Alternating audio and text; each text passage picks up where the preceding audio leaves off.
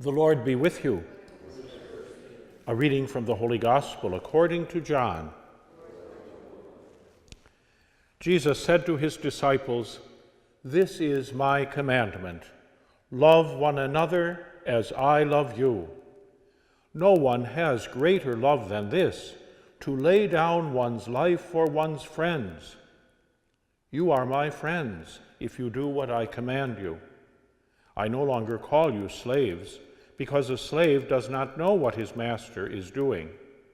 I have called you friends, because I have told you everything I have heard from my Father.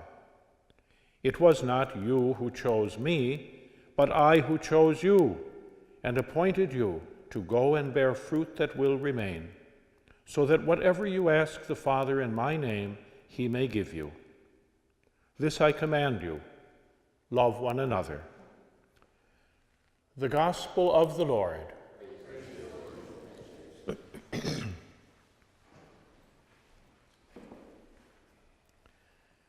As those first chosen apostles and other disciples of Jesus went out at the beginning of the new community of people who put their faith in Jesus, they faced various issues, of course, as they were trying to go out and bear fruit that would remain, as Jesus had instructed them and us as well to do. And for the third day in a row now, we have been hearing from the 15th chapter of the Acts of the Apostles, as we hear about the first real challenge that the new community of Jesus faced. Jesus, of course, was a Jew. All of his first followers were Jewish. These were people who wanted to be faithful to the Mosaic covenant. They were members of that covenant. And they saw Jesus as the fulfillment of God's promise to send a Messiah, one anointed to come and be the Savior of the people of Israel, to restore the covenant to its fullness. And therefore, Jesus and his first Jewish followers found that grounding in the Mosaic covenant.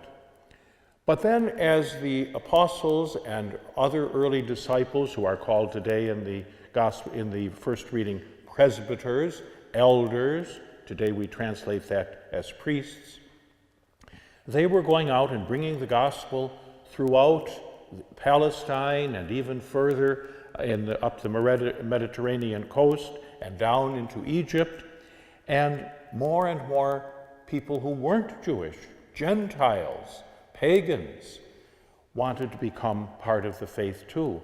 They were convinced also that Jesus is the Savior of the world. And so the question became, did they first of all, could they become followers of Jesus at all? And then, if so, did they first have to become Jewish so that they could then follow the way of Jesus? And it was a huge question for the early Christians. But as they gathered for what we like to call the First Ecumenical Council, it's just a way of expressing it, in Jerusalem, the apostles and these early presbyters tried to sort out how they were to go from here. And Peter begins by reminding them of something that we heard about a few weeks ago as we were listening to the passages from chapters 10 and 11 of the Acts of the Apostles. He tells them about how he had been instructed in a dream one time to go to a certain Roman centurion, a pagan named Cornelius, who had wanted to put his faith in Jesus and become a member of the new community. And so Peter went to him. He was all confused. How could this be that someone who wasn't already Jewish would put their faith in Jesus? But he went, and he was convinced more and more by the dreams that he was having that Cornelius' faith was just as authentic as that of Peter or any of the other first followers of Jesus. And so he said at one point, "What is to prevent them from being baptized?"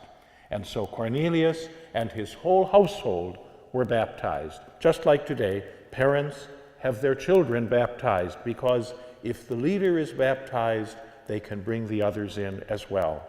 And so we are blessed that the early church resolved the issue by welcoming everyone into this new faith in Jesus. That, of course, is a reminder to us again of the call of Jesus in the gospel today, that we are to love one another. Our love is to extend to everyone. That doesn't mean that we insist that people become part of the followers of Jesus. Everyone has to do this freely, and we have to give them their freedom to find their way to faith.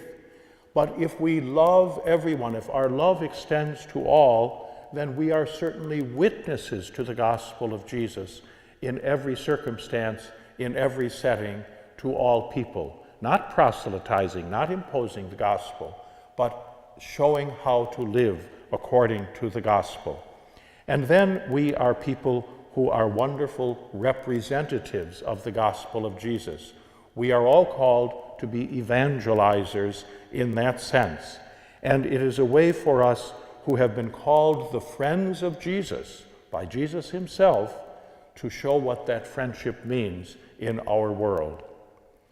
Later today, later this morning, I'm going to be going out to Christ the King Seminary, where there's going to be a conference of Lutheran and Catholic pastors and others, and we're going to be talking about a later rift that happened in the church, the Reformation, and we're going to be seeing if we can't follow the call of Jesus because of another ecumenical council, the Second Vatican Council, to come together more closely.